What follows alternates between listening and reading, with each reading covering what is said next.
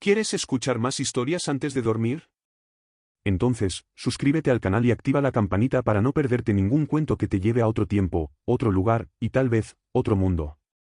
Ahora, recuéstate, respira profundo y déjate llevar. En los oscuros rincones del año 536 después de Cristo, la humanidad caminaba a ciegas por un mundo que ya no reconocía. Las estaciones parecían haberse detenido, y lo que una vez fue el florecer de la primavera y el calor reconfortante del verano, se convirtió en una interminable penumbra fría y húmeda. Los árboles no daban fruto, las cosechas no crecían y el ganado moría silenciosamente en los campos vacíos. Desde Constantinopla hasta los valles del Ganges, los registros de esa época hablan de un sol que, aunque visible, no calentaba. Una esfera pálida, como velada por una niebla eterna. En Roma, los monjes anotaban con letra temblorosa: el sol brilla, pero sin sombra. La luz es como la de una luna, durante el día entero. Imagina caminar por tu ciudad sin ver la luz plena del sol durante meses. La gente comenzó a temer que era el fin del mundo. Algunos afirmaban que los dioses se habían enojado, otros pensaban que era el castigo divino por pecados ocultos. Lo cierto es que ni emperadores, ni sabios, ni sacerdotes, podían explicar qué había ocurrido. A más de 7,000 kilómetros, en las tierras del Imperio Chino, los astrónomos imperiales registraban cielos grises, nevadas en pleno verano y la pérdida total de las cosechas de arroz. Las hambrunas comenzaron a devorar ciudades enteras. Las madres tejían ropa con lo poco que quedaba, mientras sus hijos dormían sin saber si al día siguiente habría algo que comer. Los científicos modernos creen que una gigantesca erupción volcánica fue la causante de todo. Quizás en Islandia, o en el trópico, pero tan violenta que lanzó millones de toneladas de ceniza a la atmósfera, formando una capa que bloqueó la luz solar. La Tierra se sumió en lo que se conocería más tarde como la Pequeña Edad de Hielo. Pero en el año 536, nadie lo sabía. En los puertos del Mediterráneo, los comerciantes dejaron de viajar. El mar estaba más agitado que nunca, los vientos eran erráticos, y las tormentas se desataban sin aviso. En Bizancio, los rumores de una peste comenzaron a recorrer las calles. No era la peste negra, esa llegaría más tarde. Pero los síntomas eran similares: fiebre, delirio y muerte rápida. Se expandía con rapidez y dejaba cadáveres que nadie se atrevía a enterrar. Un silencio distinto se apoderó de la noche. Los pájaros ya no cantaban al amanecer, y los perros dejaron de ladrar. La tierra parecía contenida, como si esperara algo aún más aterrador. Y ese algo llegó. Y ese algo llegó en forma de desesperación. A medida que avanzaba el año 536, la tierra no solo estaba envuelta en sombras, sino que parecía estar cerrando las puertas de la esperanza. El hambre ya no era una amenaza, era una presencia constante. Las familias comenzaban a abandonar sus aldeas, buscando comida, calor, o simplemente respuestas. En Europa, los campos yermos se transformaron en cementerios improvisados. Los ancianos susurraban cuentos de otros tiempos, de soles radiantes y veranos dorados, como si hablar de ellos pudiera invocarlos.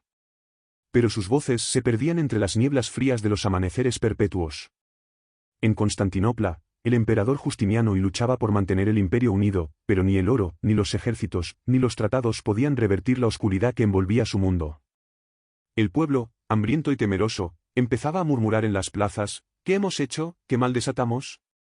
Los monjes en Irlanda escribían que el pan se volvió más valioso que el hierro. Que el hambre llevó a algunos a alimentarse de raíces venenosas, cortezas de árbol y hasta de los cuerpos de quienes no sobrevivieron. Las palabras que usaban eran simples, pero el dolor que transmitían era infinito: el mundo está enfermo. Y como si el hambre, la peste y la oscuridad no fueran suficientes, los cielos temblaron de nuevo. A finales de ese año, se cree que una segunda erupción volcánica sacudió la tierra. Las cenizas en el aire se hicieron aún más densas. Era como si el planeta entero hubiera decidido ocultarse del sol. La temperatura global descendió aún más, y el invierno siguiente fue uno de los más crueles que la humanidad haya conocido. En los bosques de Germania, las tribus se enfrentaban unas a otras por restos de caza.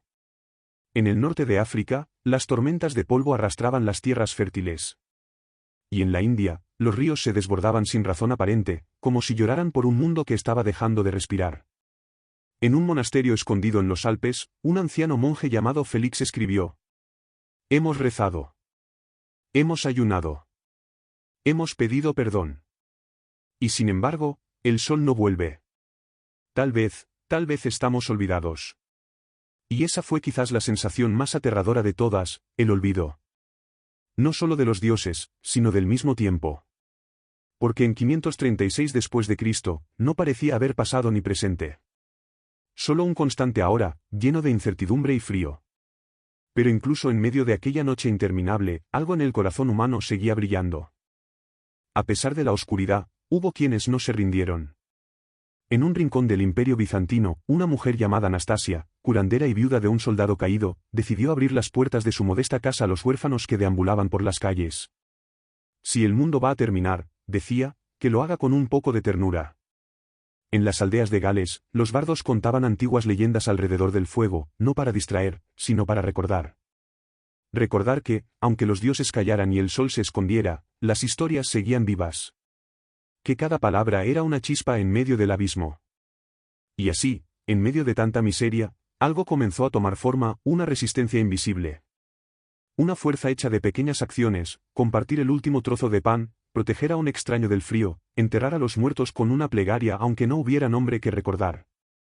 Mientras tanto, los sabios de Oriente observaban el cielo con creciente inquietud. Los registros chinos de la época hablan de una nube de polvo amarilla que ocultaba al sol durante más de un año.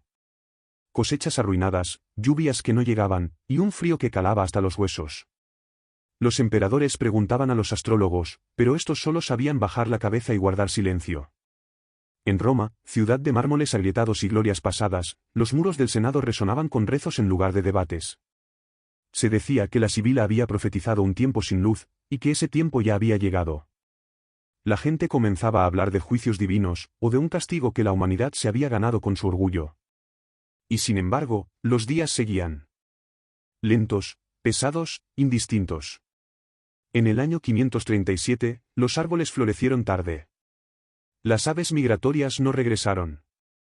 El mundo parecía no recordar cómo debía comportarse. Era como si la tierra hubiese olvidado ser tierra. Pero los humanos no olvidaron ser humanos. Porque incluso en la más absoluta oscuridad, la gente seguía mirando hacia el cielo, esperando. Porque cuando ya no se podía contar con los emperadores, los santos, ni siquiera con los dioses, quedaba el uno al otro. Quedaba la memoria. Quedaba la fe, no en lo divino, sino en la posibilidad de sobrevivir.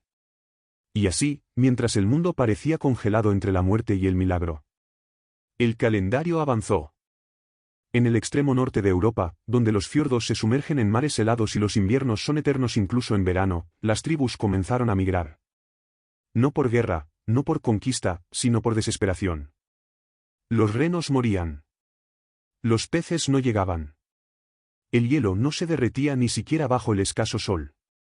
Muchos hablaban de un lobo de humo que se había comido al cielo. En sus mitologías, eso significaba el inicio del Ragnarok, el fin de todo. En América, los registros mayas y zapotecas muestran una pausa en la actividad agrícola. Las piedras talladas que antes hablaban de dioses y reyes empezaron a registrar eventos extraños, la lluvia no vino, el maíz murió en su cuna. Los chamanes no encontraban respuesta en sus rituales, y los pueblos comenzaron a enterrar ídolos en la tierra como ofrenda desesperada. Pero en algún lugar entre el miedo y el silencio, la ciencia antigua, esa que solo sobrevivía en los monasterios o en las manos temblorosas de viejos sabios, empezó a tomar notas. Tablas de observación del cielo. Diagramas de los anillos en los troncos de los árboles que no crecieron. Mapas de hambre. Y en esos trazos, escondidos entre la tragedia, comenzó a tejerse una explicación. Porque 536 no fue un castigo. No fue magia. Fue una catástrofe natural tan vasta que cambió el eje mismo de la historia. Volcanes. En Islandia o quizás en Alaska, o incluso más al sur, nadie puede asegurarlo con exactitud, una serie de erupciones lanzó millones de toneladas de ceniza y ácido sulfúrico a la estratosfera. Una neblina global que bloqueó la luz solar. Un velo invisible que no solo apagó el calor del sol, sino que alteró los vientos, las lluvias, las estaciones mismas. Y como si eso no fuera suficiente, en 540, llegó otra erupción aún más devastadora. Pero el año 536 fue el primero. Fue la herida inicial. La grieta en la realidad. Una grieta por la que se filtraron profecías, hambrunas, enfermedades y el fin de imperios enteros. Porque lo que más temía el mundo no era la oscuridad. Era no saber cuándo, o si, volvería la luz. En Constantinopla, la gran capital del Imperio bizantino, el emperador Justiniano observaba el cielo con inquietud. Acostumbrado a gobernar con firmeza y fe en su propósito divino, ahora sentía que su imperio mismo colgaba de un hilo invisible. Los jardines del palacio, antes floridos y rebosantes de vida, estaban marchitos. Los mercados, antes bulliciosos, se habían convertido en lugares silenciosos donde el pan costaba más que el oro. Y en las calles, los rumores se multiplicaban como ratas. El fin de los tiempos, decían los ancianos. La maldición de los persas, murmuraban otros. Incluso los monjes, hombres dedicados al silencio y la oración, comenzaron a escribir crónicas no de milagros ni de guerras, sino de nubes oscuras, soles invisibles y cosechas perdidas. El sol se oscureció por 18 meses, escribió el historiador bizantino Procopio. Durante este tiempo, parecía que estaba eclipsado. Pero lo peor estaba por venir. Cuando los campos dejaron de dar fruto, la desesperación sembró semillas aún más peligrosas, la violencia, la desconfianza, el miedo al prójimo. En aldeas remotas, comenzaron los sacrificios. Al principio, animales. Luego, humanos. Todo con la esperanza de que el cielo se aclarara. En China, las crónicas imperiales registraron el mismo fenómeno. Nieve en pleno verano, escribió un funcionario. La cosecha falló, y el hambre se extendió por todas las provincias. Muchos murieron sin dejar nombre, sin tumba. Solo el polvo de la historia recordaría sus huesos. Y en el vacío de esperanza, algo más comenzó a extenderse. Invisible. Mortal. Imparable. La peste. En el año 541, apenas 5 años después del velo gris de 536, una epidemia estalló en el puerto de Pelusio, en Egipto. Se propagó velozmente por las rutas comerciales hasta llegar a Constantinopla, trayendo consigo el horror. Era la peste bubónica. Y sería conocida como la plaga de Justiniano. Miles morían cada día. No había espacio para enterrarlos. Los cadáveres eran arrojados al mar, a los ríos, o apilados en iglesias. Los médicos huían. Los sacerdotes no tenían respuestas. El cielo seguía cubierto. Y la muerte caminaba por las calles, envuelta en silencio. Pero incluso en ese abismo, la historia seguía escribiéndose. Porque el ser humano, incluso en sus peores noches, nunca ha dejado de soñar con el amanecer. El emperador Justiniano, enfermo de fiebre y cubierto por bubones negros, deliraba en su lecho rodeado de médicos incapaces y cortesanos aterrados. Se decía que su cuerpo ardía por dentro, que sus palabras eran profecías, y que en sus sueños hablaba con ángeles, o con demonios. Contra todo pronóstico, sobrevivió. Pero al despertar, su imperio ya no era el mismo. Las ciudades se vaciaban, los campos quedaban abandonados, y los monasterios se llenaban de oraciones que no encontraban respuesta. Muchos veían en la peste una señal divina, un castigo por los pecados de la humanidad. Otros, más pragmáticos, culpaban a los extranjeros, a los comerciantes, incluso a las mujeres sabias que aún preparaban ungüentos con hierbas. La ignorancia avivaba el fuego del miedo, y el miedo destruía lo poco que aún quedaba en pie. En los márgenes del mundo conocido, otras civilizaciones también temblaban.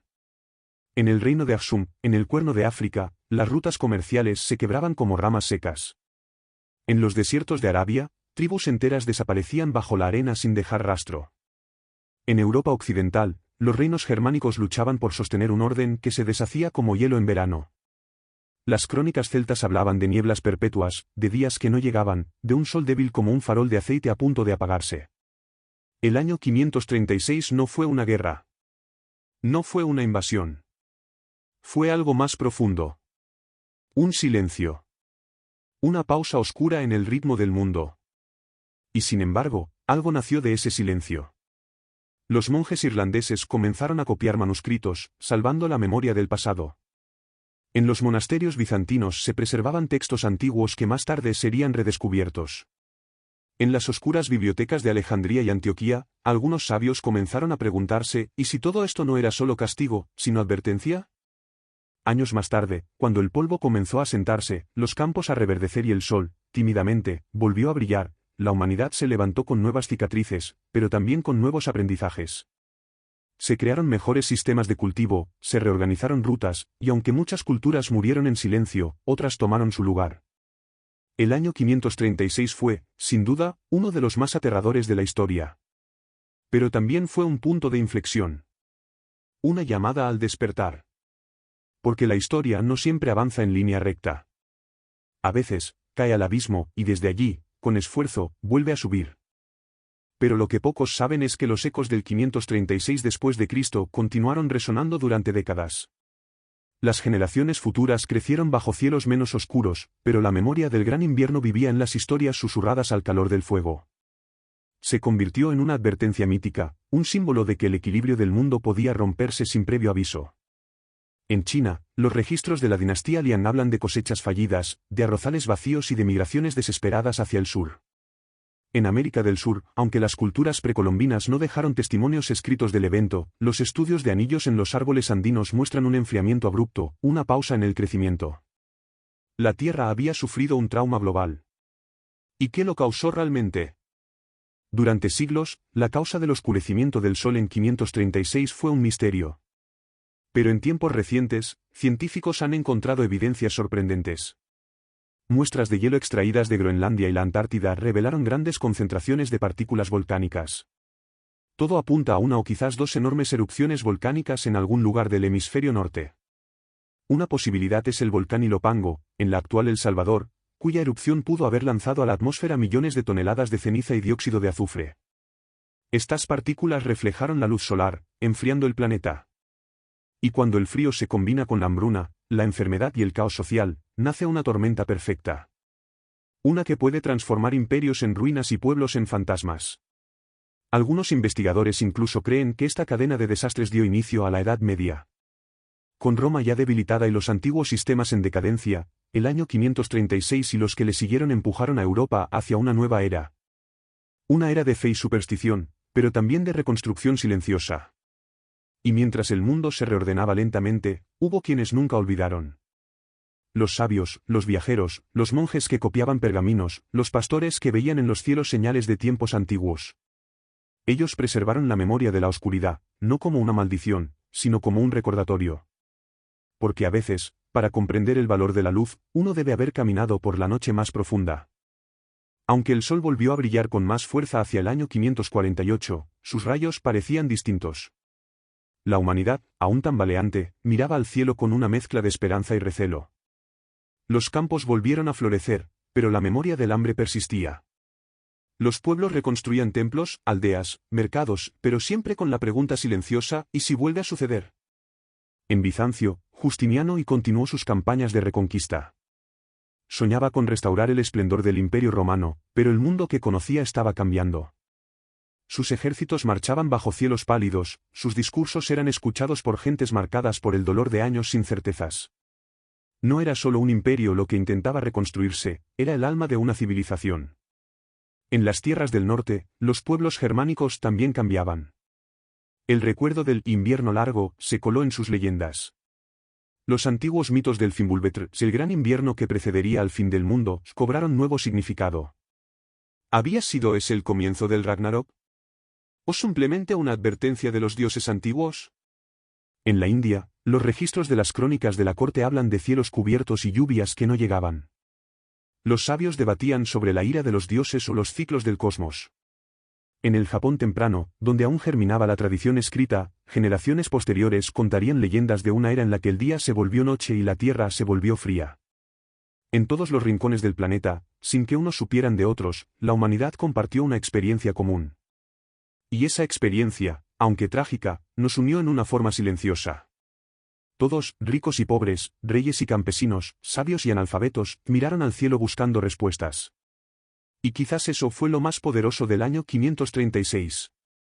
Que durante un breve y oscuro periodo de la historia, todos los pueblos se enfrentaron al mismo temor, a la misma pregunta sin respuesta, ¿por qué? Los años pasaron. Los niños que sobrevivieron crecieron para contar sus memorias. Algunos se convirtieron en líderes, otros en poetas. En sus voces, resonaban los ecos del gran invierno. No como un relato de horror, sino como un capítulo fundamental. Una marca en la historia que los unía, les daba perspectiva, les recordaba la fragilidad del mundo. Y, sin embargo, también aprendieron otra lección, la resiliencia. Porque el ser humano, como los árboles que resistieron la escarcha, aprendió a crecer de nuevo. A buscar calor en las historias compartidas. A encontrar sentido incluso en la noche más larga. Los granjeros, acostumbrados a depender de las estaciones para sembrar y cosechar, comenzaron a registrar pérdidas nunca antes vistas. Campos enteros de cereales murieron sin madurar, y las frutas se pudrieron antes de tiempo. El ganado enfermó, sin el alimento ni el calor necesarios para resistir. La leche se volvió escasa, los huevos dejaron de aparecer en los corrales y la carne era un lujo reservado para unos pocos afortunados. Pero no eran solo los cuerpos los que sufrían. El alma de la gente también comenzaba a apagarse. Las noches parecían más largas, más pesadas. Las velas se consumían rápidamente, y los hogares apenas podían mantenerse cálidos. En los monasterios, los monjes escribían con manos temblorosas sobre las tinieblas que no cedían, anotando sus rezos con la esperanza de que Dios volviera a mirar hacia la tierra. En Constantinopla, el emperador Justiniano y enfrentaba desafíos que superaban los límites de su poder. A pesar de ser un gobernante fuerte y ambicioso, ni él podía detener el frío, ni devolver la luz al cielo. Ordenó procesiones, sacrificios, ayunos, nada parecía funcionar. Los rumores comenzaron a multiplicarse. Algunos creían que los demonios se habían soltado del infierno, otros que los dioses antiguos, olvidados, reclamaban venganza.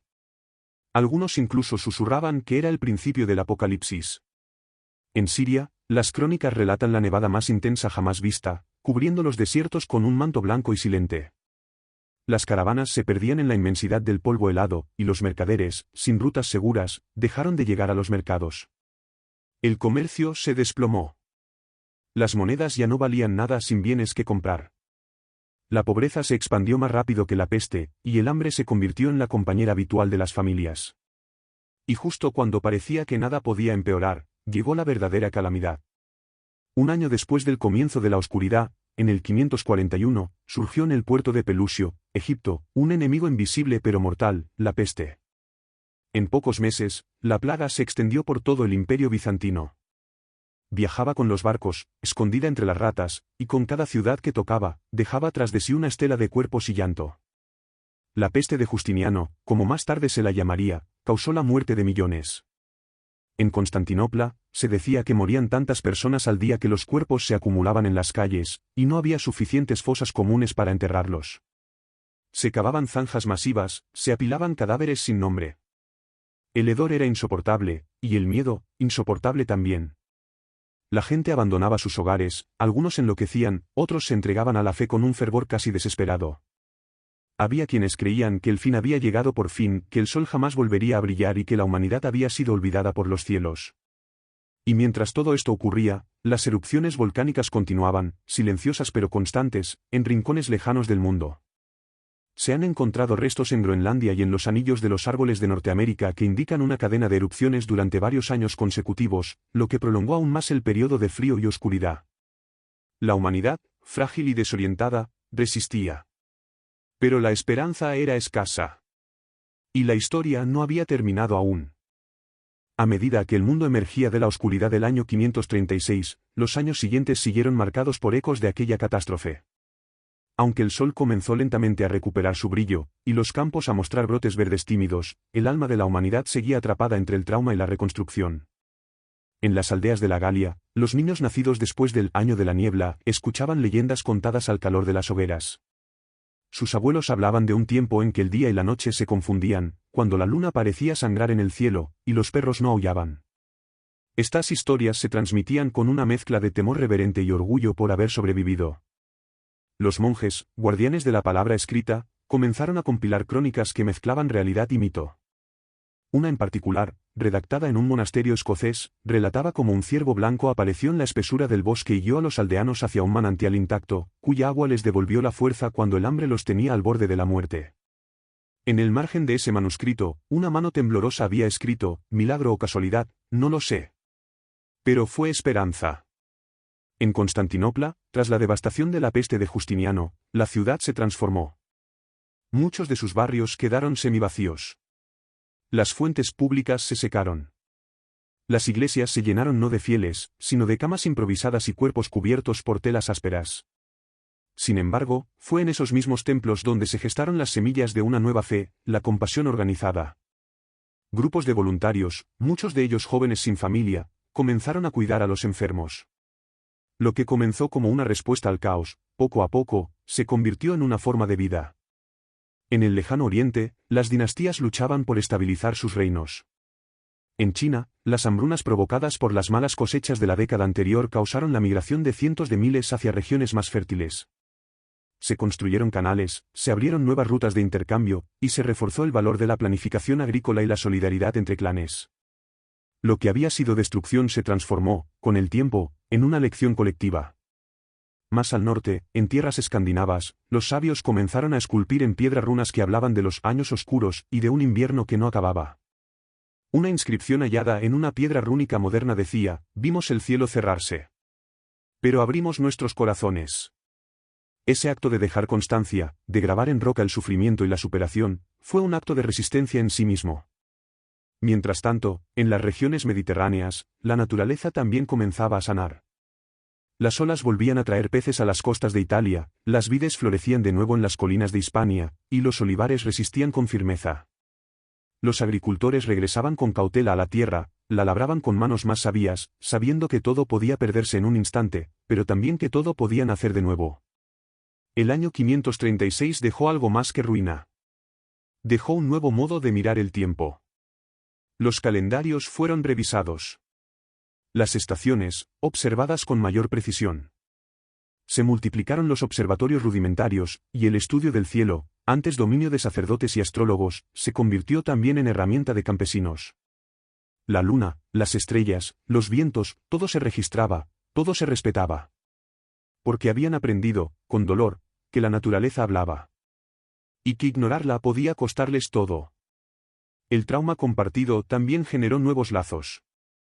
Mercaderes de diferentes culturas comenzaron a intercambiar no solo bienes, sino relatos. En un puerto de Alejandría, un viajero sirio compartía con un comerciante visigodo su experiencia de la oscuridad perpetua. Y ese comerciante, en su siguiente viaje, llevaría esa historia a la isla de Bretaña. Así, las crónicas del sufrimiento cruzaron mares, uniendo a pueblos distantes con el hilo invisible de la empatía. Había comenzado una nueva era. No de esplendor inmediato, sino de humildad. De reconstrucción lenta. De esperanza tejida a mano, con cada acto de bondad, con cada semilla plantada, con cada niño que aprendía a leer una oración o un poema. Y en medio de todo, el recuerdo del año 536 persistía. No como una sombra que lo cubría todo, sino como una cicatriz que, aunque dolía, demostraba que aún estaban vivos. Que aún había historias por escribir. Y que, incluso tras la noche más larga, siempre puede amanecer. En las décadas que siguieron al terrible año 536, la historia no olvidó, pero tampoco se detuvo. Las generaciones que crecieron después del velo de ceniza lo hacían con una conciencia distinta del mundo.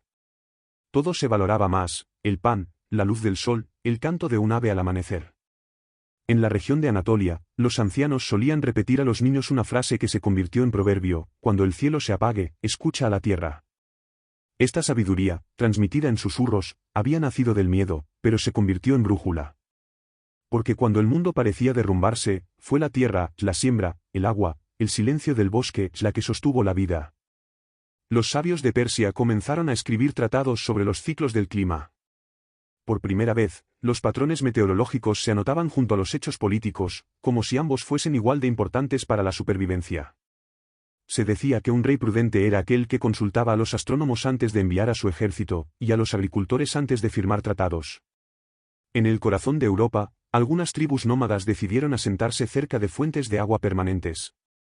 Construyeron pequeños santuarios de piedra dedicados no a dioses antiguos, sino al fuego. El fuego, símbolo de calor, de luz, de vida. En los días más grises, encendían hogueras y se reunían en torno a ellas para contar historias, de héroes, de mujeres sabias, de supervivencia. Así nació una nueva tradición oral, tejida con las cenizas del miedo y el hilo dorado de la esperanza. En África del Norte, los oasis se transformaron en santuarios para viajeros y sabios. En medio del desierto, bajo estrellas eternas, caravanas de conocimiento comenzaron a cruzar las dunas. No solo llevaban especias o tejidos, sino historias. Una de las más repetidas era la de una mujer tuareg que, guiada por un sueño, encontró un manantial escondido durante los años de sequía. Aquel manantial salvó a su tribu y fue llamado Agma, que significa regalo del cielo. Mientras tanto, en las tierras eslavas, los inviernos largos se tornaban en tiempo de introspección. Se construyeron salones de madera donde se tejían mantas, se compartían fermentos y se enseñaba a leer símbolos antiguos. Se decía que quien conociera los signos de la tierra podía prever la próxima niebla, o encontrar un ciervo en la nieve. Así, entre el hielo, nació una cultura de atención y silencio, donde escuchar era más valioso que hablar. En los monasterios irlandeses, los monjes trabajaban incansablemente copiando manuscritos. Pero ya no solo escribían sobre santos y mártires. Empezaron a registrar sueños, visiones y señales celestes. Uno de estos textos relataba cómo un niño, ciego de nacimiento, tuvo un sueño en el que el sol le hablaba: volveré, decía la voz, pero serás tú quien enseñe a los demás a ver. Ese niño creció y se convirtió en un maestro de sabiduría, aunque jamás recuperó la vista. Más allá, en Japón, los primeros registros del humo en el cielo habían quedado grabados en poemas. Los haikus hablaban de árboles sin sombra, de campos que no florecían, de lunas ocultas tras un velo de tristeza. Pero también hablaban de los primeros brotes, de las primeras luciérnagas en la noche más larga, de los cerezos que se atrevían a florecer aunque el frío aún los amenazara. La memoria del 536 se convirtió en una enseñanza sagrada. Las canciones populares lo evocaban como el año sin rostro, porque nadie recordaba el color del cielo. En cambio, sí se recordaban las manos que ayudaron, los panes compartidos, las palabras que sanaban. La belleza había cambiado. Ya no era lo perfecto, lo brillante, lo intacto. Era lo que resistía. Lo que, aún roto, elegía seguir adelante. En algunas comunidades, se estableció la costumbre de marcar el año con dos celebraciones, el Día de la Ceniza y el Día del Sol Naciente. El primero era para recordar lo perdido, honrar a los ausentes, abrazar el duelo sin prisa. El segundo era para plantar, cantar, dar gracias. Ambos se celebraban en silencio al principio, luego con abrazos, y finalmente con música. La cicatriz del 536 cruzaba el alma del mundo, pero no lo había vencido. Y así, generación tras generación, esa historia fue contada. No como advertencia, sino como testimonio de que incluso cuando la luz se apaga, incluso cuando todo parece perdido, el corazón humano, en su sencillez, en su ternura, puede ser faro. Puede ser llama. Puede ser amanecer. A medida que el tiempo avanzaba, y las estaciones volvían a recuperar su ritmo, el recuerdo del año 536 permanecía, no como una herida abierta, sino como una huella profunda en la conciencia del mundo. En los archivos de Constantinopla, los escribas registraban las fechas como post-obscuritatem, después de la oscuridad. Era una nueva forma de medir el tiempo, antes del velo, y después de él. En la península itálica, algunos cronistas medievales atribuían la caída final del último orden romano a aquel extraño año. Cuando el cielo dejó de hablar con claridad, escribió un monje benedictino, también los hombres dejaron de escucharse entre sí. La fragmentación política fue vista, no solo como una consecuencia humana, sino también como una reacción a un mundo natural desquiciado. Pero en ese caos también surgieron semillas de reinvención. Las comunidades agrícolas del norte de la Galia comenzaron a trabajar con un nuevo calendario basado en observaciones locales, el brote del primer diente de león, el canto de ciertos pájaros, la forma de las nubes al caer la tarde. Era un sistema profundamente conectado con la tierra, creado no por reyes ni sabios, sino por abuelas, pastores y niños. En Bizancio, una escuela secreta enseñaba que el verdadero conocimiento no era aquel que se almacenaba en libros, sino el que se compartía al calor del fuego, con honestidad. Allí, una anciana llamada Eudoxia relataba que, durante el año oscuro, había sobrevivido gracias a una historia que repetía cada noche como un hechizo. Era la historia de una flor que crecía en la sombra más densa, alimentada solo por el sonido de la voz humana. Si alguien habla con ternura, decía, nada muere del todo. En las estepas del Asia Central, los jinetes que antes guerreaban entre sí comenzaron a reunirse en campamentos de paz. No por convencimiento político, sino porque habían perdido demasiado. El dolor compartido construyó puentes donde antes solo había fuego. En esas reuniones, los ancianos hablaban de señales celestes, de sueños proféticos, de animales que habían guiado a sus pueblos hacia fuentes ocultas. Y al sur, en las costas del Mar Rojo, los marineros comenzaron a orientarse no por las estrellas, ocultas aún en parte por los restos del velo, sino por las corrientes, por las olas, por el vuelo de los alcatraces. El cielo había fallado, pero el mar seguía hablando. Uno de ellos, un joven llamado Zain, escribió en una tablilla, cuando el cielo se cierra, escucha el corazón del agua. Mientras tanto, en los bosques del norte, los druidas, que aún mantenían viva su sabiduría ancestral, se enseñaban a leer la corteza de los árboles, las huellas en el barro, el lenguaje de los hongos. Decían que cada raíz era una historia, cada hoja una respuesta. Y así, cuando el cielo no ofrecía respuestas, la tierra hablaba. Algunos lugares sagrados cambiaron su significado. Donde antes se erigían templos al sol, se construyeron refugios de sombra. La humildad se convirtió en virtud suprema. En vez de exaltar el poder, se honraba la escucha, el cuidado, el gesto mínimo. En un pequeño pueblo de la costa atlántica, se comenzó a celebrar un ritual cada equinoccio de primavera. Se cavaba un hoyo en el centro del pueblo, y allí, cada familia depositaba una piedra, una carta o un objeto simbólico. Luego lo cubrían y sembraban encima flores silvestres. Era su forma de transformar el duelo en belleza, de enterrar no solo el dolor, sino también la esperanza de que algo nuevo floreciera. A veces, cuando los días eran grises y las noches largas, las familias contaban historias sobre el año sin verano. No para asustar a los niños, sino para enseñarles que incluso en los tiempos más oscuros, siempre hay alguien que cuida, alguien que canta, alguien que enciende una vela. Las canciones populares de esa época estaban llenas de símbolos, nubes que lloran, niños que soplan brasas, animales que guían a los perdidos. En cada hogar, había una versión distinta de cómo se sobrevivió. Pero en todas, sin excepción, aparecía el mismo mensaje: nadie sobrevive solo. El año 536 se convirtió en una bisagra invisible de la historia. No todos sabían explicarlo. No todos entendían lo que había pasado. Pero todos lo sentían. Era como un eco en el alma del mundo, una marca que decía: hubo una vez un momento en que todo parecía terminar, y sin embargo, comenzamos de nuevo. En algunas regiones, las generaciones futuras no hablaban del año 536 como una tragedia, sino como un renacimiento. En las leyendas de los pueblos nórdicos, se decía que durante aquel año, el sol se había ocultado para proteger a la humanidad de su propia arrogancia. Era necesario que nos perdiéramos, contaban los ancianos, para que aprendiéramos a encontrarnos de nuevo. En monasterios perdidos en las montañas, los monjes copiaban los relatos del año oscuro con una caligrafía lenta, como si cada letra tuviera que sobrevivir al paso del tiempo. Algunos códices sobrevivieron hasta hoy, con notas al margen que decían: no olvidemos. No repitamos. Pero tampoco temamos. En un antiguo manuscrito copto, se relata la historia de una joven llamada Salome, quien durante la penumbra permanente guiaba a su comunidad mediante señales de humo. Cada mañana subía a la colina más alta, encendía una pequeña fogata y dejaba que la bruma se alzara con sus pensamientos escritos en fuego y ceniza. Hoy estamos vivos, decía uno de los mensajes. Otro, más tarde, simplemente decía: sigue. En el extremo oriental del mundo conocido, en lo que hoy sería Japón, los registros de los monjes del monte Kia relatan que durante aquel tiempo las campanas de los templos se tocaban no solo para llamar a la oración, sino para recordar a los espíritus que aún había humanos con esperanza. Sonaban a la hora de la niebla, como un latido colectivo.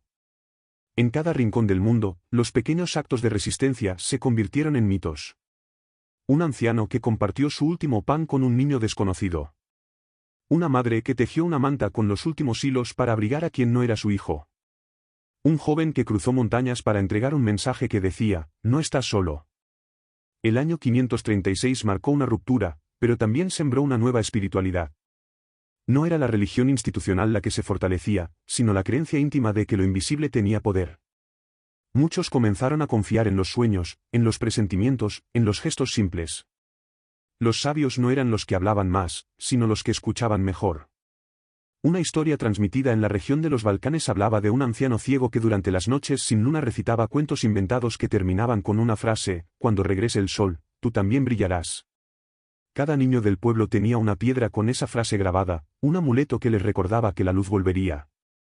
En las costas de Irlanda, los pescadores comenzaron a marcar las barcas con símbolos de aves y peces. Creían que esas criaturas sabían orientarse mejor que los humanos. Dejaron de pelear entre clanes y compartían redes, fuego, historias. Había nacido una solidaridad no basada en alianzas políticas, sino en necesidad, en compasión. La idea del tiempo cambió. El futuro dejó de ser una promesa para convertirse en una construcción. Cada día ganado era una pequeña victoria. Cada cosecha, un milagro. Cada sonrisa, una ofrenda.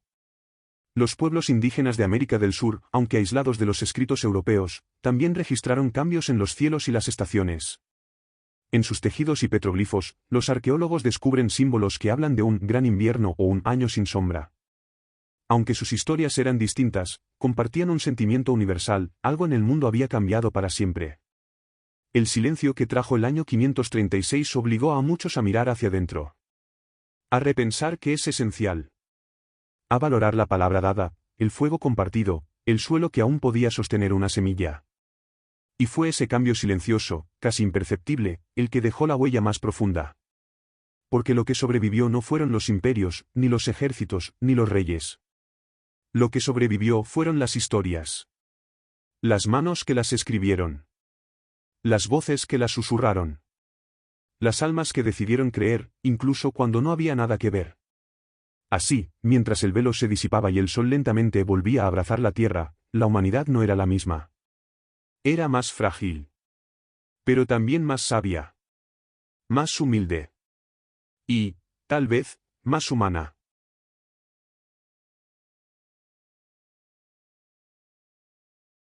En los años que siguieron al 536, el mundo no se recuperó de inmediato. El regreso de la luz no fue un evento súbito, sino una lenta caricia. El cielo se aclaraba tímidamente, como si el sol dudara en volver a iluminar aquello que había observado en la oscuridad. Los inviernos seguían siendo largos, las cosechas aún escasas. Pero ahora la gente esperaba. Esperaban porque sabían que todo ciclo tiene su fin, y que incluso la noche más larga no puede evitar el amanecer. En Constantinopla, el emperador Justiniano, afectado por la peste que surgió poco después del gran oscurecimiento, comenzó a replantearse su legado. A pesar de su poder, ni sus ejércitos ni sus riquezas lo protegieron del miedo que recorrió su imperio. Fue entonces cuando ordenó la construcción de la Hagia Sophia, no solo como símbolo de poder, sino como refugio espiritual. Una cúpula que se alzaba hacia el cielo como una súplica: que la luz no nos abandone de nuevo. En Asia, las rutas de la seda permanecieron en silencio por un tiempo. Los comerciantes, antes tan activos, se convirtieron en mensajeros de sabiduría. De ciudad en ciudad, llevaban consigo cuentos de cómo se había vivido el año oscuro. En algunos lugares, la gente se reunía en plazas solo para escuchar relatos. El conocimiento dejó de ser solo para los eruditos, ahora era compartido, como el pan. En América Central, entre los pueblos mayas, los astrónomos notaron que sus cálculos no coincidían. El cielo había cambiado. Se hablaba de el año en que los dioses cerraron los ojos. Durante ese tiempo, los templos se llenaron de ofrendas no de oro ni jade, sino de flores y canciones. Debemos alegrar a la tierra, decían, para que no se sienta sola. Y en las vastas estepas del norte, los nómadas grababan en huesos de animales signos que describían el paso de la gran sombra. No lo llamaban castigo, sino advertencia. El mundo no nos pertenece, contaban los ancianos alrededor del fuego. Nos lo presta la tierra, y debemos devolverlo mejor de lo que lo encontramos. A lo largo del mundo, los niños que habían sobrevivido al 536 crecieron con una conciencia distinta. No solo sabían de reyes y batallas, sino de silencio y resistencia. Aprendieron que la fortaleza no estaba en dominar, sino en cuidar. Que el héroe no era quien vencía, sino quien sostenía la esperanza cuando todo parecía perdido. Uno de esos niños, llamado Aedric, vivía en los valles de lo que hoy sería Escocia. Según un antiguo relato oral, él fue quien fundó una pequeña aldea basada en la memoria del año oscuro. La llamó Soltame, que significaba hogar del sol oculto. Allí, cada primavera se hacía una ceremonia donde los niños contaban cuentos de sus abuelos, y al final plantaban una semilla en silencio. Para que nunca olvidemos, decían, que de la oscuridad también brota vida. En Egipto, donde los archivos del cielo eran consultados por sabios desde hacía siglos, los escribas dejaron una advertencia: cuando el sol no responda al canto de las aves, guarda tu voz y escucha el latido del mundo. Aquella frase quedó grabada en tablillas, redescubiertas siglos después por arqueólogos asombrados por la precisión de su intuición. Con el tiempo, los sabios comenzaron a reunir estos relatos dispersos. Se dieron cuenta de que, sin conocerse entre sí, culturas tan distintas habían reaccionado de forma similar, cuidando, escuchando, compartiendo. El año 536 no solo fue el más oscuro por su cielo, sino porque obligó a la humanidad a mirar sus propias sombras. Y, al hacerlo, a redescubrir su luz. Pasaron décadas. Luego siglos. El mundo cambió, como siempre lo hace. pero aquellos que aún recordaban el año sin sol lo mantenían vivo en cuentos, en canciones de cuna, en nombres susurrados al viento. Y así, en cada noche fría, cuando el cielo se cubre de nubes y el mundo parece callarse, aún hay quien recuerda ese lejano 536. Y repite para sí mismo, como un conjuro, como un ancla. La luz volverá. Los monjes del monasterio de Glendalough, en Irlanda, escribieron con esmero en sus manuscritos iluminados: hubo un tiempo en que el alba no conocía el canto del gallo, y la luna fue nuestro único sol. Durante generaciones, ese texto fue copiado y leído por jóvenes aprendices, no como una historia lejana, sino como advertencia y enseñanza. En China, donde los registros de los astrónomos eran meticulosos, se mencionaba un año en que la niebla del cielo cubrió el imperio entero. Algunos lo llamaron castigo, otros, prueba. Pero en los poemas que sobrevivieron, la voz que se alzaba era de humildad. No fuimos olvidados por el cielo, decía un verso. Fuimos recordados por la tierra. Mientras tanto, en una isla lejana del mar Mediterráneo, los pescadores hablaban de las aguas negras, días en los que los peces no mordían el anzuelo y las mareas se tornaban erráticas. Uno de ellos, anciano y ciego, le contaba a su nieta cada noche: el mar nos enseñó a esperar, y eso fue suficiente para sobrevivir. En África, entre los pueblos del Cuerno, los griots, guardianes de la memoria oral, tejían historias con música y danza sobre los días sin sombra. Sus cantos hablaban de una anciana sabia que cubrió a su pueblo con una manta hecha de palabras. Mientras hablemos, decía el estribillo, la oscuridad no vencerá. Incluso siglos después, cuando la ciencia finalmente empezó a entender lo que sucedió aquel año, las erupciones volcánicas, el velo de polvo en la atmósfera, el colapso climático temporal, los relatos sobrevivieron. Porque el conocimiento no solo habita en los libros, sino también en los susurros, en los gestos, en las oraciones al amanecer. El año 536 se convirtió en símbolo de algo más grande que una catástrofe. Fue la prueba de que la humanidad puede tambalearse, pero no caer. Que puede llorar, pero seguir caminando. Que incluso cuando el cielo se apaga, el corazón sigue latiendo. En un pequeño pueblo de Anatolia, una anciana cuidaba un jardín extraño. No plantaba flores comunes, sino semillas que, según ella, habían sido pasadas de generación en generación desde el año oscuro. Las llamaba semillas del sol. Cada vez que una germinaba, decía, una promesa florece. Un día, una joven viajera llegó a ese pueblo. Buscaba respuestas sobre la historia de su familia, sobre un linaje que parecía haber desaparecido durante aquel siglo perdido. La anciana la escuchó en silencio, luego le ofreció una taza de té y le dijo: quizás no encuentres todos los nombres, pero si buscas entre los árboles y los sueños, sabrás lo que necesitas saber. La joven decidió quedarse. Escribió cartas, hizo dibujos, grabó entrevistas. Quería que el mundo recordara. Que los niños del futuro supieran que no todo siempre fue brillante, pero que aún en la neblina, hay belleza. Inspirada por su investigación, fundó una pequeña escuela en ese mismo pueblo. La llamó la Escuela de la Memoria del Sol. Allí, los estudiantes no solo aprendían fechas o eventos, sino también cuentos. Cada clase empezaba con una frase: hubo un año sin verano, y sin embargo, sobrevivimos. En los años que siguieron, aquel proyecto se replicó en distintos rincones del mundo. Personas de culturas distintas compartían sus historias sobre el 536, sobre lo que se dijo, lo que se temió, lo que se soñó. Un museo en línea nació de ese esfuerzo colectivo, reuniendo testimonios, reconstrucciones históricas, arte y música inspirada en aquel año sombrío. Y así, lo que comenzó como un eco de miedo, se transformó en un coro de esperanza. Porque la verdadera herencia del 536 no fue la hambruna ni el frío, sino la resiliencia. La capacidad del ser humano de mirar al abismo y plantar una flor.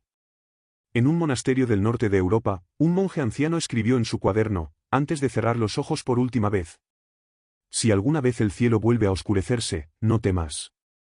Ya sabemos cómo encender luces con nuestras almas. Muchos siglos después, cuando el mundo ya giraba al ritmo de la electricidad y las ciudades brillaban como constelaciones artificiales, algunos todavía recordaban el año 536. No porque lo hubieran vivido, sino porque habían sentido sus ecos en las grietas de la historia.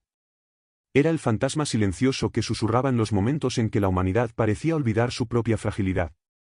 En una universidad de Escandinavia, un grupo de arqueólogos y climatólogos se reunió para estudiar los anillos de los árboles más antiguos. Cada uno de esos anillos contaba una historia de crecimiento, de estaciones, de lluvias y sequías. En el año 536, todos los árboles mostraban lo mismo, un crecimiento casi nulo. como si incluso la naturaleza hubiera contenido el aliento. Es un testigo, decía la profesora principal mientras señalaba un tronco partido. Un testigo que no miente. Los estudiantes la miraban en silencio. Algunos tomaban apuntes, otros simplemente observaban. Pero todos sentían lo mismo, respeto. Porque estaban frente a la memoria viva de la Tierra. Y esa memoria hablaba de oscuridad, sí, pero también de resistencia. Al otro lado del mundo, en una pequeña isla del Pacífico, un anciano tallador de madera trabajaba en una escultura que representaba a dos figuras humanas sosteniendo una antorcha entre sombras. Es para los niños, decía. Para que no olviden que incluso los más pequeños pueden llevar la luz. Su nieta, una niña curiosa y risueña, le preguntó por qué elegía siempre contar esa historia del año sin sol. El anciano le respondió, porque cada vez que el mundo se oscurece, alguien en algún lugar necesita recordar que ya salimos una vez de la niebla. En un café de Buenos Aires, una joven escritora buscaba inspiración para su próximo libro. Tropezó con un artículo sobre el año 536 y se quedó inmóvil. Empezó a investigar, a leer crónicas bizantinas, documentos chinos, leyendas africanas. Se dio cuenta de que aquella historia no era solo de frío y penumbra, sino de humanidad. Su novela se convirtió en un fenómeno. Se titulaba El año en que la tierra lloró. Y su última frase decía, tal vez no recordamos sus nombres, pero sus pasos abrieron los caminos por donde hoy caminamos. En una escuela de niños ciegos, un maestro decidió leer ese libro en voz alta. Cada tarde, una página. Cuando llegó al final, uno de los alumnos le dijo, yo no puedo ver el sol, pero ahora entiendo que la luz también está en las historias. Y eso fue lo que quedó. Una historia que nació del dolor, pero floreció como canto. Una historia que no pidió héroes, pero halló miles. Una historia que nos recuerda que, cuando la oscuridad caiga de nuevo, porque siempre vuelve, la memoria será nuestra linterna. En el presente, muchas personas aún visitan el Valle de los Monjes en Irlanda, donde se cree que algunos de los primeros testimonios del 536 fueron escritos en piedra. Allí, en una capilla sencilla cubierta de musgo, hay una inscripción que ha resistido siglos. Aquí comenzó la noche, pero aquí también aprendimos a ver en la oscuridad. Una vez al año, durante el solsticio de verano, cientos de personas se reúnen allí en silencio. No hay discursos. No hay música. Solo el sonido del viento y una vela encendida por cada visitante. Cada llama es un símbolo, de los que sobrevivieron, de los que aprendieron, de los que contaron. Porque cuando la historia es oscura, las historias iluminan. Y así, el año 536 dejó de ser simplemente el peor año para estar vivo y pasó a ser recordado como el año en que la humanidad eligió no rendirse. Mientras el siglo VI avanzaba, el mundo no se recuperó de inmediato. Aunque las nubes volcánicas comenzaron a disiparse con el tiempo, el hambre, las enfermedades y el caos que dejó el año 536 aún dominaban muchas regiones. La década entera parecía una herida abierta que la historia no lograba cerrar. En Constantinopla, la gran ciudad del Imperio bizantino, los muros ya no eran solo defensas de piedra, sino también barreras contra la desesperanza. El emperador Justiniano intentaba reconstruir lo que quedaba del orden. Pero su imperio estaba asediado no solo por enemigos visibles, sino también por la sombra de una epidemia silenciosa, la peste bubónica. Se decía que había comenzado en Egipto, cruzando las rutas marítimas hasta llegar al corazón del mundo conocido. Hombres y mujeres caían en las calles, los mercados se volvían silenciosos y las campanas de las iglesias no dejaban de sonar. Y así, lo que comenzó con oscuridad en el cielo terminó con oscuridad en los cuerpos. La peste de Justiniano fue uno de los eventos más devastadores del primer milenio. Mató a millones. Algunos cronistas afirmaban que, en sus peores momentos, se enterraban más de 5.000 cadáveres al día solo en Constantinopla. Los cadáveres eran arrojados a fosas comunes, mientras los sobrevivientes caminaban como sombras, sin saber si serían los próximos. Y, sin embargo, incluso en medio del horror, surgían actos de compasión. Monjes y monjas cuidaban a los enfermos, sabiendo que probablemente morirían. Ciudadanos comunes compartían el poco pan que les quedaba. Y los escribas, los guardianes de la palabra, seguían escribiendo, registrando lo que pasaba no por morbo, sino por esperanza, la esperanza de que alguien, en otro tiempo, leería esos relatos y entendería que incluso la noche más larga se sobrevive con humanidad. Uno de esos escribas fue Procopio, cronista del imperio. En sus textos dejó constancia no solo de batallas y tratados, sino también del miedo cotidiano. La enfermedad no distinguía entre ricos y pobres, escribió. Tocaba al comerciante y al mendigo por igual, y nadie podía predecir cuándo vendría a buscarlo. Mientras tanto, en las Islas Británicas, las tribus celtas veían los cambios con superstición. Muchos creían que los dioses los habían abandonado, o peor aún, castigado.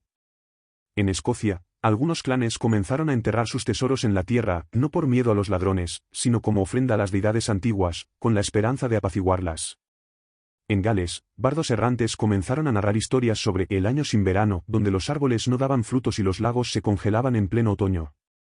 Decían que era la advertencia de los ancestros, una lección para las generaciones futuras. Del otro lado del mundo, en América, los mayas también observaron cambios en sus cosechas. Aunque no conocían las causas, sus sacerdotes interpretaron los fenómenos celestes como señales de grandes cambios por venir. Tallaron símbolos en sus templos, tratando de comprender lo incomprensible. Y así, sin saberlo, civilizaciones separadas por océanos compartían una misma angustia. La Tierra, por única vez, sufría de manera sincronizada. Pero también compartían otra cosa, resistencia. Una niña sobreviviente en Siria, un anciano curandero en los Alpes, una madre en Mongolia enseñando a su hijo a pescar pese al frío extremo. Todos, en su pequeñez, eran héroes anónimos que tejían la red invisible de la supervivencia. Y en cada rincón, las leyendas crecían. Algunos hablaban de un dragón que había cubierto el cielo con su aliento ardiente. Otros decían que el sol se había escondido avergonzado por los pecados del mundo. Y estaban los que creían que aquello era solo el inicio, una prueba para preparar a la humanidad para desafíos aún mayores. Tal vez todas esas versiones eran verdaderas, en parte. Porque el dolor tiene muchas caras, y la esperanza, muchas formas. Con el paso de los años, el polvo volcánico finalmente se disipó del cielo. El sol volvió a brillar, aunque su luz ya no era recibida con la misma indiferencia de antes. Para los que habían vivido el 536, cada amanecer se convirtió en un milagro silencioso. El cielo azul, alguna vez común, era ahora un símbolo de renacimiento. Sin embargo, las secuelas permanecieron. Las cosechas tardaron en recuperarse, los suelos seguían empobrecidos y las rutas comerciales habían cambiado. Muchos pueblos desaparecieron para siempre, tragados por la tierra o por el olvido. Y aún así, la humanidad avanzaba. En Asia, el imperio chino de la dinastía Lian enfrentaba sus propias tribulaciones. Las hambrunas habían debilitado el poder del emperador, y los rebeldes surgían como respuesta al caos. Pero incluso allí, surgieron poetas que en medio del hambre escribían sobre la luna y los ríos, como si la belleza fuera un acto de resistencia. En Arabia, las caravanas retomaban poco a poco sus rutas por el desierto. Las estrellas, siempre constantes en el cielo, guiaban a comerciantes que llevaban no solo bienes, sino también historias, cuentos sobre el año sin sol, sobre extrañas enfermedades que cruzaban las ciudades y sobre tierras donde el invierno no se marchaba. Esos relatos se transformaban con cada narrador. En uno, el sol había sido robado por un demonio, en otro, la luna se había vuelto celosa y había lanzado un hechizo. Las palabras se convertían en refugio, en un intento por comprender lo que la ciencia aún no podía explicar. En el norte de Europa, los pueblos germánicos también veían el cambio. Muchos de sus líderes comenzaron a adoptar el cristianismo, no solo por fe, sino por necesidad. Las viejas creencias ya no ofrecían respuestas, y los nuevos misioneros hablaban de esperanza más allá del sufrimiento. En la península ibérica, el reino visigodo consolidaba su poder, pero enfrentaba desafíos internos. El clima había trastornado la agricultura, y los nobles temían perder sus tierras. En las aldeas, los campesinos comenzaban a organizarse, buscando nuevas formas de supervivencia y comunidad. Y mientras los imperios luchaban por mantenerse, en lo profundo de los monasterios se preservaban los saberes antiguos. Monjes copiaban libros con manos temblorosas, sabiendo que en esas páginas podía estar la clave para reconstruir el futuro. Copiaban a Aristóteles, a Galeno, a Plinio, pero también escribían crónicas propias, anotando los fenómenos que habían presenciado. Así, el 536 y sus consecuencias quedaron grabados no solo en la memoria colectiva, sino también en la tinta. En Irlanda, los druidas desaparecían, pero los bardos heredaban su poder. En las islas escocesas, mujeres sabias contaban a los niños cómo una vez el mundo se oscureció, pero la humanidad no se rindió. En el Cáucaso, se encendían velas por los que partieron y por los que vendrían, como un puente de luz entre generaciones. Porque incluso en la oscuridad, los seres humanos buscan dejar huella. Y de esa búsqueda nació algo nuevo, la conciencia de que todos los pueblos estaban conectados por algo más que rutas o guerras. Que todos habían sentido el mismo frío, el mismo miedo, la misma pérdida. Y también la misma necesidad de seguir adelante. Los niños que habían sobrevivido al 536 crecieron marcados. Algunos se volvieron sabios, otros soldados, otros curanderos. Pero todos llevaban en la mirada la memoria del cielo oscuro. Era una generación que no necesitaba palabras para entenderse. Bastaba una mirada, una pausa, un suspiro. Y en sus corazones ardía una lección sencilla, pero poderosa. Nada es eterno. Ni la noche, ni el dolor, ni el silencio del sol. Porque siempre, de alguna forma, la vida encuentra la manera de brotar entre las cenizas. Décadas después del año 536, los ecos de aquel tiempo aún resonaban en los corazones de los ancianos que habían vivido el terror silencioso. Aunque los libros no siempre lo mencionaban, en cada aldea quedaban susurros, leyendas tejidas entre los cuentos antes de dormir. Historias que hablaban del año en que el mundo se oscureció y el tiempo pareció detenerse. En Constantinopla, la ciudad aún cicatrizaba tras la peste de Justiniano. Las cúpulas de Santa Sofía brillaban de nuevo bajo la luz del sol, pero en sus pasillos aún se escuchaban plegarias por las almas perdidas. Monjes y sabios se reunían para debatir sobre los signos del cielo, tratando de descifrar el lenguaje de los astros que no supieron leer en el pasado. Dios envió la oscuridad para recordarnos nuestra fragilidad, decían algunos. No fue castigo divino, sino una advertencia de la tierra misma, respondían otros. Mientras tanto, en las zonas rurales de Anatolia, los campesinos aprendían a sembrar con nuevas técnicas, buscando vencer la pobreza del suelo. Allí, una abuela contaba a sus nietos cómo, cuando tenía su edad, el cielo se volvió gris por casi 2 años y las noches duraban una eternidad. Lo contaba con voz baja, pero con la mirada encendida. Porque no hablaba de horror, sino de resistencia. En Etiopía, las tradiciones orales mantenían viva una memoria ancestral. Las canciones hablaban de una niebla perpetua, de campos vacíos, de animales que dejaron de cantar. Pero también de una mujer que aprendió a cultivar una planta salvaje y salvó a su comunidad. Su historia viajaba de boca en boca, como una oración de esperanza. Y en la India, los brahmanes escribían sobre señales celestiales, eclipses y estrellas fugaces. Intentaban dar sentido a lo que parecía inexplicable. Algunos textos védicos fueron reinterpretados, y en los templos se comenzó a hablar de ciclos, de destrucción y renovación. De cómo, incluso cuando el mundo parece acabar, algo nuevo puede nacer. En el lejano Japón, los registros imperiales incluían menciones de inviernos anormalmente largos. Se creía que los espíritus del bosque se habían retirado, enojados con la humanidad. Por eso, durante generaciones, se ofrecieron rituales de gratitud al sol, a la tierra, al agua. La conexión con la naturaleza se volvió aún más sagrada. Mientras tanto, en los Andes, entre los pueblos que algún día formarían grandes imperios, se hablaba de un tiempo en que las montañas lloraron cenizas y el maíz no creció. Pero también contaban cómo los sabios escucharon al viento y aprendieron a leer los signos del suelo. Se adaptaron, sobrevivieron y enseñaron a los suyos que el mundo cambia, pero el alma permanece firme. En cada rincón del planeta, el recuerdo del año 536 no era solo un dato histórico, sino un eco espiritual. Un recordatorio de que la humanidad, aunque vulnerable, está tejida de una materia resiliente, capaz de soportar lo inconcebible y aún así cantar. Y entre todo ese canto, emergía una verdad profunda.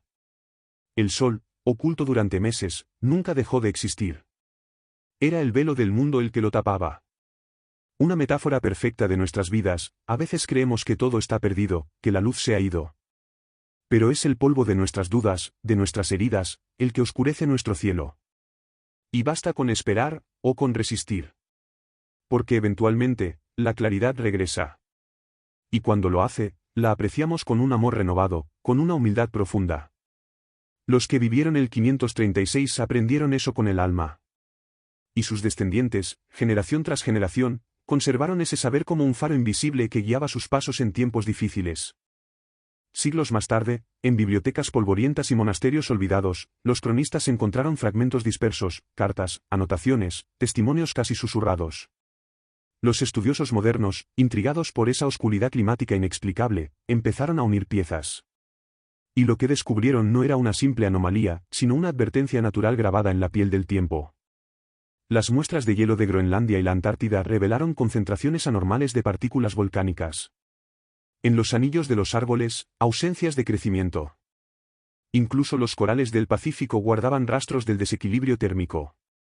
La tierra entera, sin fronteras ni nombres, había sido tocada por la misma sombra. En esos descubrimientos, algunos vieron datos fríos. Otros, una poesía trágica.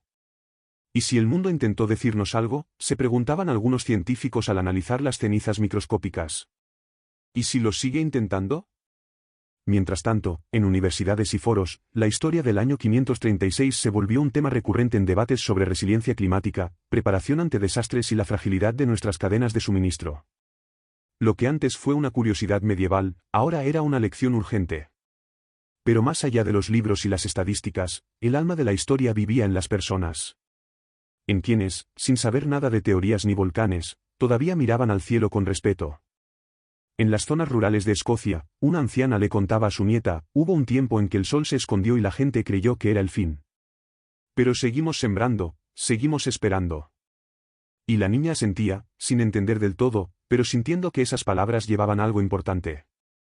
En Mongolia, un monje enseñaba a sus discípulos a meditar con los ojos cerrados, así sabrás ver, incluso cuando la luz se apague.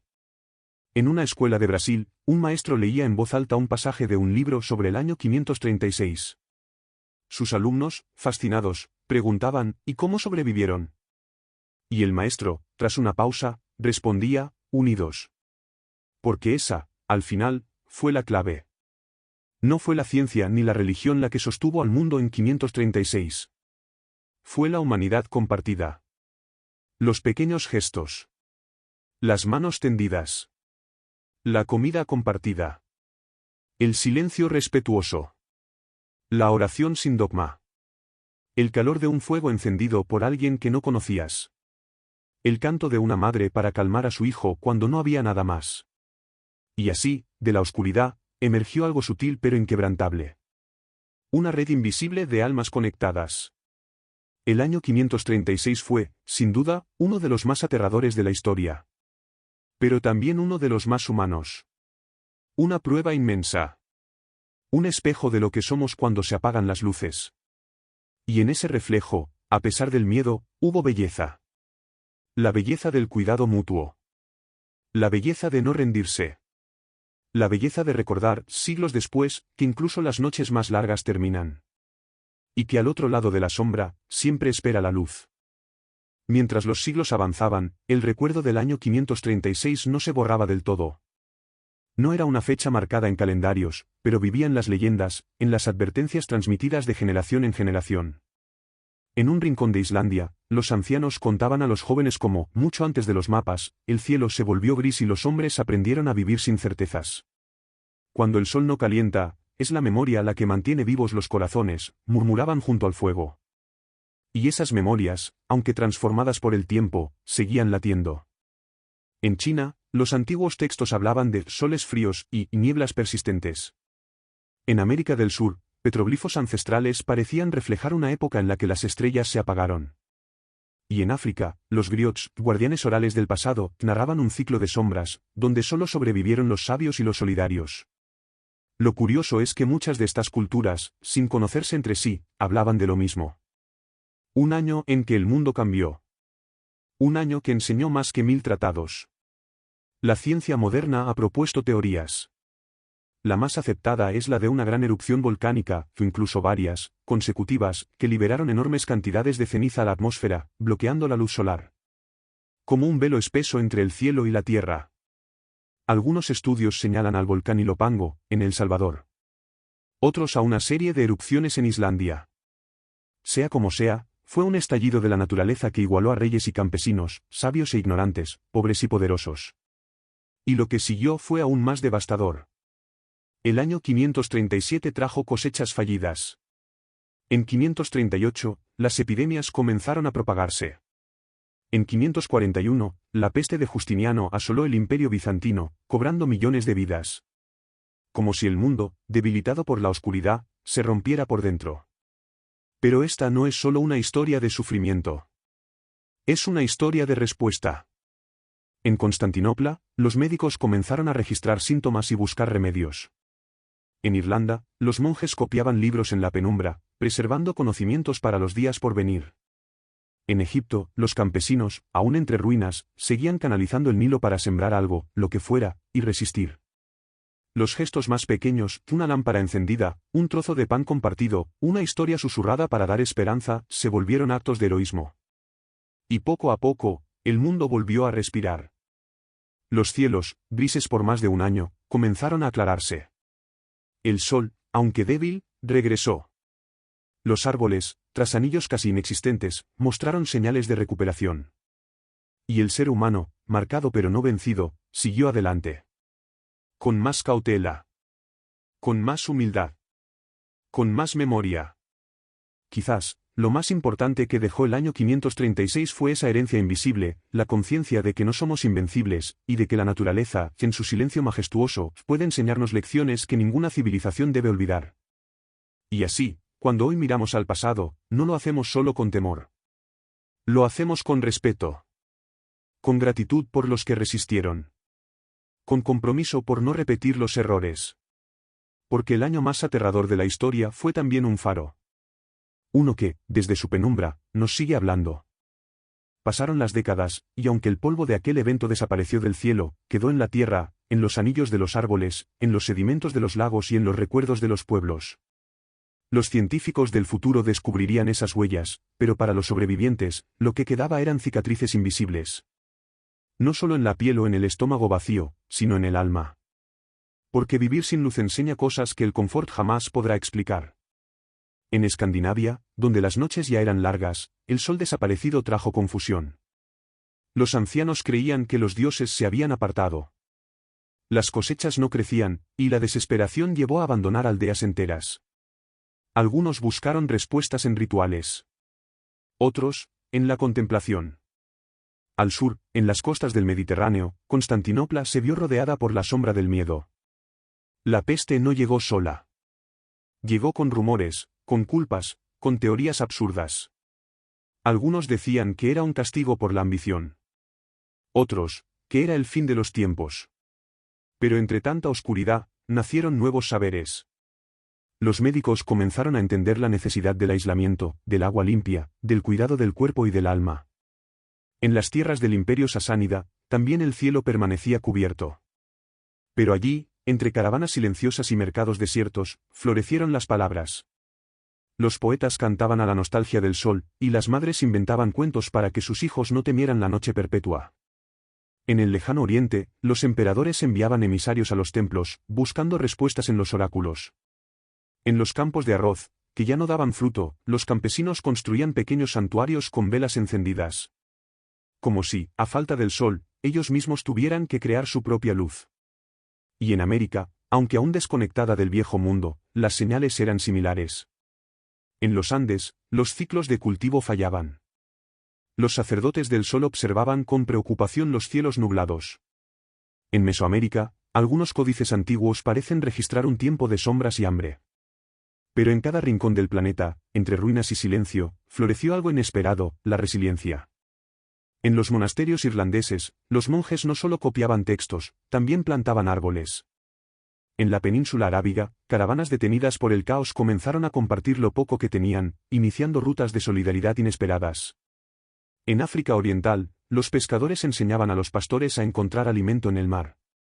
Porque cuando todo parece perdido, es cuando el corazón humano revela su verdadero poder.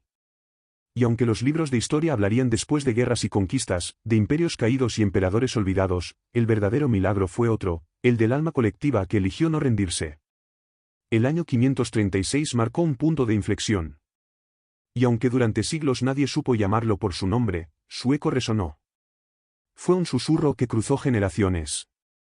Un aviso silencioso de que la luz no es eterna, pero la esperanza sí puede serlo.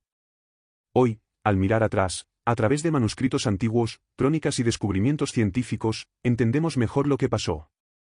Pero también comprendemos algo más profundo, que incluso en la mayor oscuridad, el ser humano encuentra formas de iluminarse.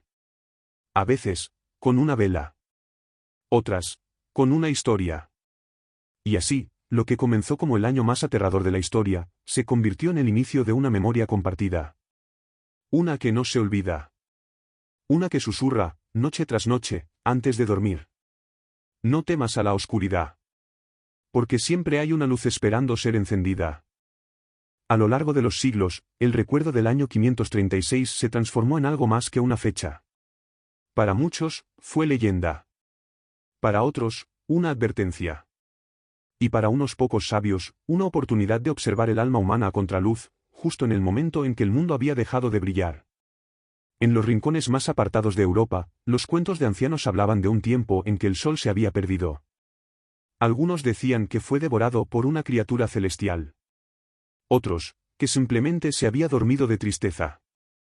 En esos relatos, lo importante no era la causa, sino la enseñanza, que cuando la luz exterior desaparece, es cuando la luz interior debe despertar. En las viejas bibliotecas de Alejandría y Bizancio, las generaciones siguientes estudiarían los registros del fenómeno. Escritos por cronistas silenciosos que, a pesar del hambre y el frío, encontraron palabras para describir lo indescriptible. Allí, entre líneas manchadas por el paso del tiempo, quedaba claro que algo había sucedido. Algo que había estremecido al mundo entero. Algo que, sin una sola batalla, había puesto de rodillas a imperios. Los árboles, esos sabios testigos de las eras, también recordaban. Sus anillos de crecimiento detenidos, estrechos, marcaban con precisión los años en que la vida se ralentizó. En el norte, los glaciares parecían haber crecido, reclamando tierras que el ser humano había dado por seguras. En los mares, corrientes cambiantes confundieron a los navegantes. Y en el cielo, aún décadas después, las auroras bailaban en lugares donde nunca antes habían sido vistas. Pero entre tanta oscuridad, nacieron también semillas de cambio.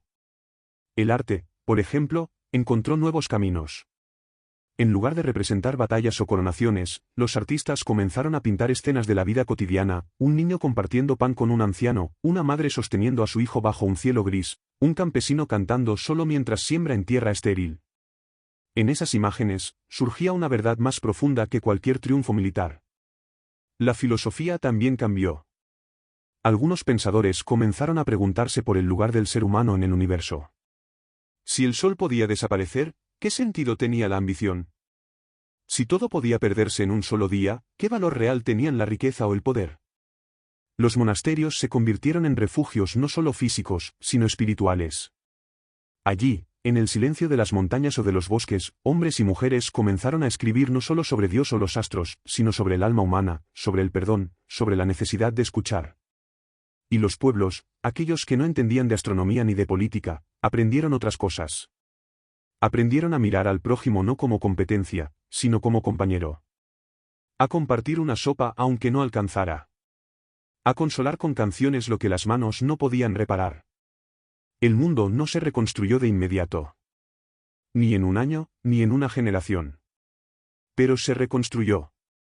Porque lo que el año 536 dejó atrás no fue solo destrucción. También dejó un susurro en el viento. Una memoria que decía, no olvides que la oscuridad pasó. Y tú, aún sigues aquí. Hoy, siglos después, cuando miramos los datos, los análisis del hielo polar, los textos antiguos, los modelos climáticos, sabemos lo que probablemente ocurrió, una erupción volcánica de proporciones titánicas. Tal vez más de una. Partículas arrojadas a la atmósfera, bloqueando la luz solar. Un invierno que no pertenecía a ninguna estación. Pero incluso con toda esa información, lo más impactante no es el evento en sí. Es cómo sobrevivimos. Cómo nos adaptamos. Cómo, en la absoluta ausencia de respuestas, el ser humano decidió seguir creyendo. En sí mismo. En el otro. En el futuro. Y esa, quizás, sea la lección más poderosa. A medida que el mundo lentamente recuperaba el ritmo que la oscuridad le había arrebatado, una nueva generación comenzó a crecer sin conocer plenamente lo que sus padres y abuelos habían soportado. Pero aún así, algo quedaba en sus canciones, en sus cuentos, en sus silencios. Los niños del post-536 no crecieron con cuentos de hadas, sino con relatos de resistencia. Escuchaban a los ancianos hablar de los días en que la nieve caía en pleno verano, o de cómo las cosechas eran tan escasas que un solo pan era compartido por toda una aldea. Y sin embargo, en esos relatos no había lamento, sino un orgullo tranquilo. Habían vivido el peor año de la historia, y habían sobrevivido. En las zonas más remotas, algunas comunidades conservaron rituales para honrar la luz. Encendían faroles al amanecer, incluso cuando el cielo seguía gris. Colgaban espejos en los árboles para reflejar el sol que volvería, decían. No era ciencia. Era fe. Una fe sencilla, nacida de la necesidad de creer que lo perdido no estaba perdido para siempre. En los puertos del Mediterráneo, los comerciantes retomaban lentamente sus rutas. Los mercados comenzaron a llenarse de aromas que habían desaparecido, especias, frutas secas, tintes, aceites. Con cada nuevo cargamento, el mundo parecía recuperar un color olvidado. Los barcos eran más pequeños, las tripulaciones más prudentes, pero cada travesía era un pequeño acto de valentía contra el miedo que aún rondaba los mares. Y en las bibliotecas, las que sobrevivieron al caos, los monjes copiaban textos antiguos con reverencia, como si al hacerlo protegieran los recuerdos del mundo. Algunos escribían nuevas crónicas, no solo sobre los emperadores o las guerras, sino sobre la gente común, el pescador que enseñó a leer a sus hijos, la curandera que compartía su conocimiento con quien lo necesitara, el maestro que mantenía la escuela abierta a pesar del hambre. Fue en estos años que la palabra comunidad adquirió un nuevo peso. Las fronteras, que antes dividían reinos, se volvieron menos importantes que los lazos humanos. Una aldea romana podía compartir semillas con un asentamiento germano, no por diplomacia, sino por compasión. Y entre los pueblos, nació un entendimiento silencioso, todos habían sufrido. Todos sabían lo que era temer al mañana. En el este, el imperio bizantino aún mantenía su esplendor, pero incluso allí, los efectos del gran año oscuro se sentían. Las obras públicas se ralentizaban. Las campañas militares se suspendían. En su lugar, el gobierno impulsaba el apoyo a los agricultores, a los constructores, a los maestros. Fue una época inusual donde el poder, por necesidad, debía inclinarse ante la necesidad de reconstruir. Y mientras tanto, el cielo, aquel cielo que durante tanto tiempo había estado cubierto por una neblina persistente, comenzaba lentamente a despejarse. En los primeros amaneceres verdaderamente luminosos, la gente salía de sus casas simplemente para mirar. Algunos lloraban. Otros reían. Muchos se arrodillaban y daban gracias a los dioses, o al cielo, o simplemente al destino.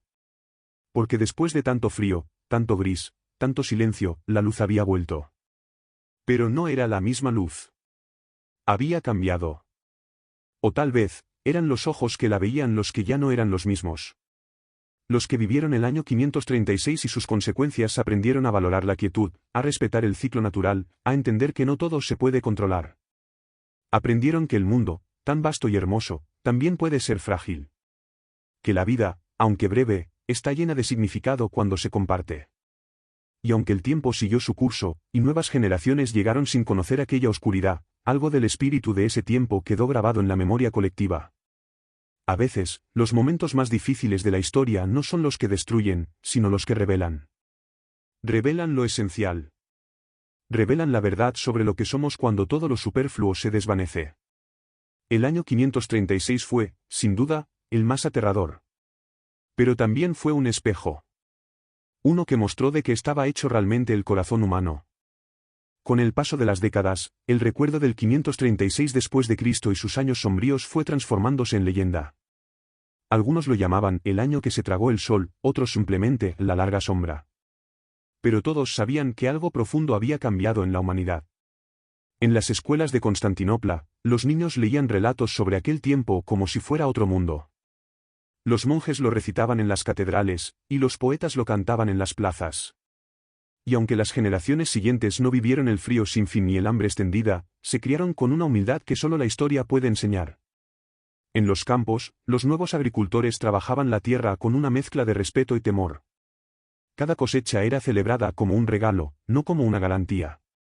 Los árboles frutales se cuidaban como si fueran reliquias vivientes, y las semillas eran transmitidas entre familias como si contuvieran memorias sagradas. Había aprendido la humanidad a observar el cielo, no solo por belleza o por orientación, sino con un sentido renovado de conexión. Cuando las nubes eran densas, cuando la luz se apagaba por un momento, un susurro colectivo recorría aldeas y ciudades, que no vuelva la sombra. Pero no todo era temor. También había nacido una esperanza nueva.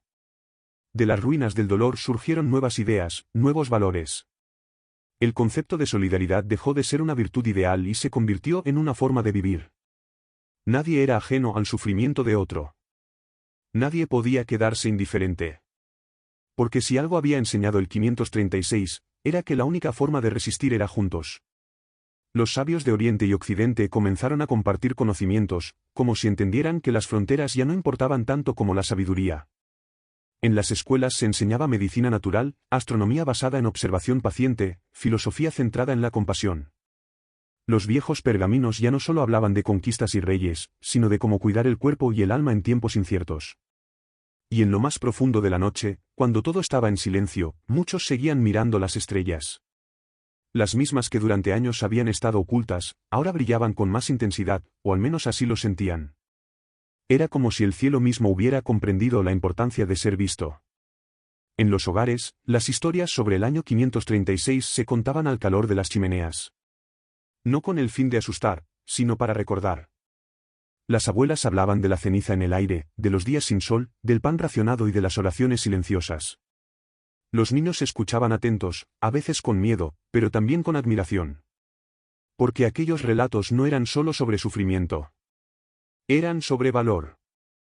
Sobre resistencia. Sobre cómo incluso en la más profunda oscuridad, la humanidad puede encontrar su camino de regreso a la luz. Los líderes de las ciudades pequeñas y grandes aprendieron a no ignorar los susurros del pueblo. Los gobernantes entendieron que no eran eternos, que un cambio en el viento, una sombra en el cielo, podía alterar todo el orden conocido. La política se volvió, por un tiempo al menos, más humana. En el norte, donde las nieves tardaban más en retirarse, las comunidades se volvieron más resilientes que nunca. Crearon sistemas de trueque solidario. Las mujeres lideraban consejos de sabiduría. Los ancianos eran escuchados con un respeto que rozaba la devoción. Era como si cada ser humano, por el mero hecho de estar vivo después de aquellos años, fuera considerado un sabio sobreviviente. Y cuando al fin, 100 años después del año 536, se celebró el primer siglo de la Gran Sombra, todo el mundo encendió antorchas al anochecer. No para ahuyentar la oscuridad, sino para honrarla. Porque gracias a ella, habían redescubierto la luz. Con el paso del tiempo, el año 536 dejó de ser solo una fecha en los libros de historia. Se convirtió en un símbolo, una advertencia y una esperanza. Los sabios decían que la tierra había hablado. Que el cielo había cerrado los ojos por un tiempo, obligando a la humanidad a mirar dentro de sí misma.